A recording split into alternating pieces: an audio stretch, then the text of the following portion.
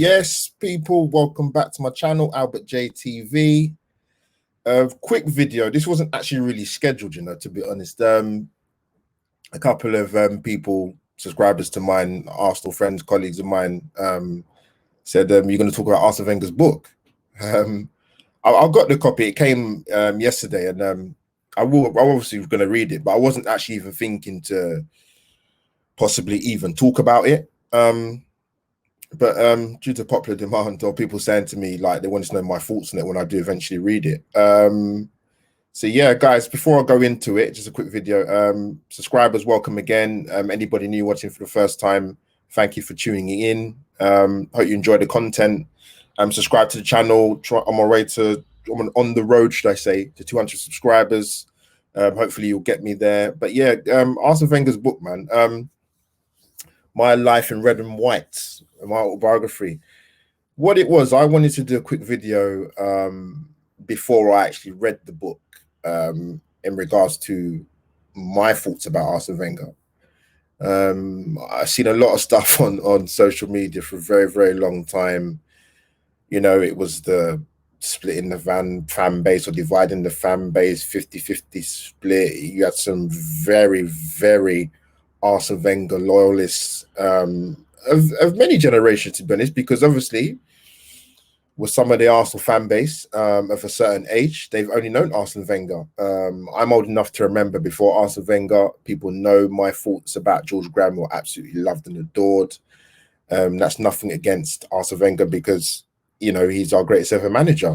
But for my own personal choice, growing up as an 80s kid, and obviously seeing Arsenal, you know, before Arsene Wenger, I love George Graham, and I'll always have that affection for him, irrespective of how he lost his Arsenal job and the football under George Graham. But, you know, he's a very successful manager. But obviously Arsene Wenger, most definitely our greatest ever manager, 22 years at the club. And yeah, I just want to give my take really in regards to what I thought about his time at Arsenal, probably more so the second half of his tenure. You know, we kind of had a period, a barren spell from when we won, you know, being the Invincibles and not winning a trophy, I think, until we beat Hull in the FA Cup final in 2014.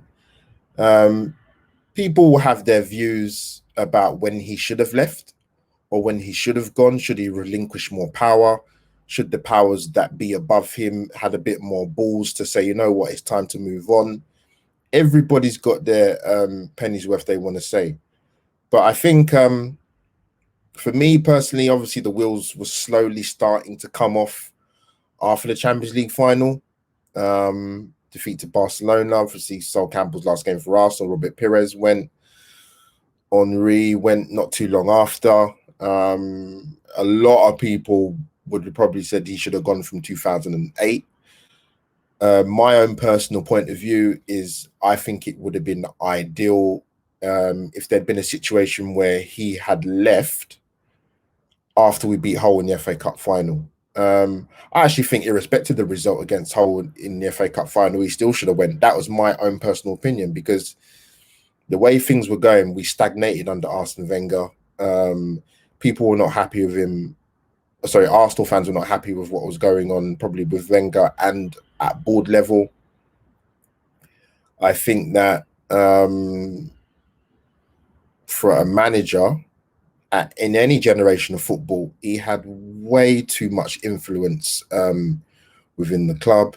The guy was literally doing everything and taking the flack and you know, copying a lot of flack from Arsenal fans who were at a point where not all Arsenal fans get that in there quickly, that sort of wanted him to be moved on, or for him to say, you know, if he loves the club so much, then walk. But you know, he didn't. But yeah, for me, 2014 would have been ideal. I'm not saying if he'd have gone that Arsenal would have gone on to win league titles or to be in a position to compete at European level, or to generally just compete domestically and abroad. I just think it would have given us, what are we now, 6 years on, it would have given us a 5-6 year period to sort of try and rebuild and get to a position where we was competing again.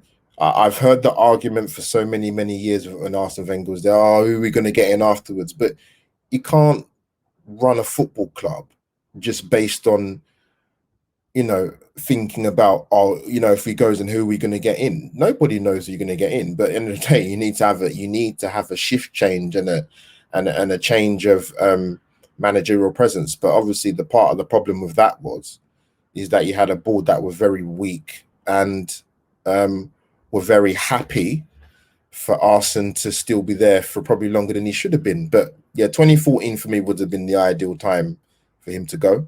And then there could have been a potential, in inverted commas, for us to move on. But then it wouldn't have been just a case of Arsene Wenger going, because that would have just been one piece of the puzzle. It would have been a case of, at a boardroom level, a lot of these guys need to go, and that wouldn't have happened, and it didn't happen anyway. So, and obviously after Wenger, we got Unai Emery, and we all know how that went.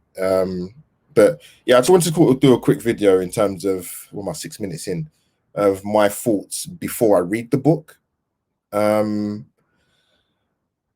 yeah, then obviously, whether I'll do it, whether it be a chapter and I'll do my review, or I'll read the whole book and have a review afterwards, I'm not too sure I'm going to do it. Like I said, I wasn't even thinking about doing a potential review of the book at all. I was going to read it, have my own thoughts, and then sort of just speak amongst Arsenal fans, probably on Twitter and Instagram, and my mates who are Arsenal fans, and maybe football lovers in general who have a respect for Arsene Wenger, because I see it a lot with the journos who don't really have an affiliation to football, in terms of, maybe they do support some clubs. I don't know any journalists personally that support, you know, an Arsenal or a Spurs or a Manchester United. You do get a feeling, depending on who they cover in the part of the country who they support, but you know, there's a lot of Arsene Wenger lovers within the press, i.e. Ollie Holt, possibly Henry Winter as well. But there are other guys out there that absolutely laud him.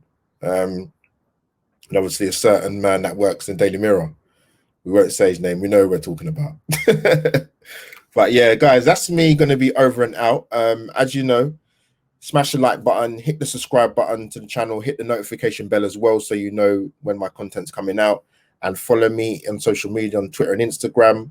My link is in the description for my Twitter handle and Instagram handle. So yeah, guys, that's me, Albert JTV, over and out.